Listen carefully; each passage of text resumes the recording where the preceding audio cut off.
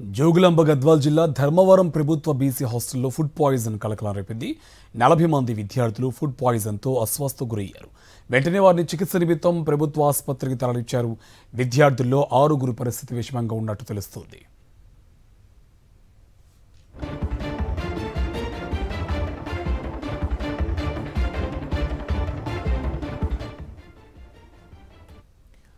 జోగులాంబ గద్వాల్ జిల్లా ధర్మవరం ప్రభుత్వ బీసీ హాస్టల్లో ఫుడ్ పాయిజన్ కలకలం రేపింది. 40 మంది విద్యార్థులు ఫుడ్ పాయిజన్తో అస్వస్థకు గురయ్యారు.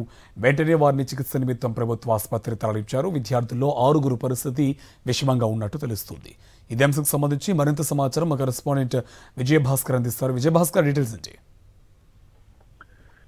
కార్తిక్, జోగులాంబ గద్వాల జిల్లా ఎర్రవెల్లికి సంబంధించినటువంటి మండలంలోని ధర్మవరంలోని బీసీ బాలుర వసతి గృహంలో 40 మంది విద్యార్థులు అస్వస్థతకు గురయ్యారు. వెంటనే వారిని 108 లో జోగులాంబ గద్వాల జిల్లా కేంద్రంలోని జనరల్ ఆసుపత్రికి తరలించడం జరిగింది. అందులో ఒక 6 మంది విద్యార్థుల యొక్క పరిస్థితి విషమంగా ఉన్నట్టు చెప్తున్నారు. డాక్టర్లు వాళ్ళకు ప్రస్తుతం చికిత్స అందిస్తున్నారు. 2 గంటల తర్వాతనే పూర్తి వివరాలు వెల్లడిస్తామని చెప్తున్నారు. అయితే ఈ సాయంత్రము డిన్నర్ చేసినటువంటి తర్వాత ఒకసారిగా విద్యార్థులు కడుపు నొప్పితో పాటు వాంతులు విరేచనాలు కావడంతో వెంటనే వారిని ఆసుపత్రికి తరలించారు. అందులో ఈ రోజు క్యాలిఫ్లవర్ చారు, తర్వాత ఎగ్గును సాయంత్రం యొక్క డిన్నర్ లో ఇచ్చినట్టు చెప్తున్నారు.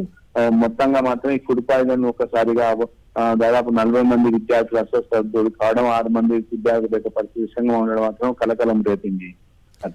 Right, thank you Vijay Bhaskar.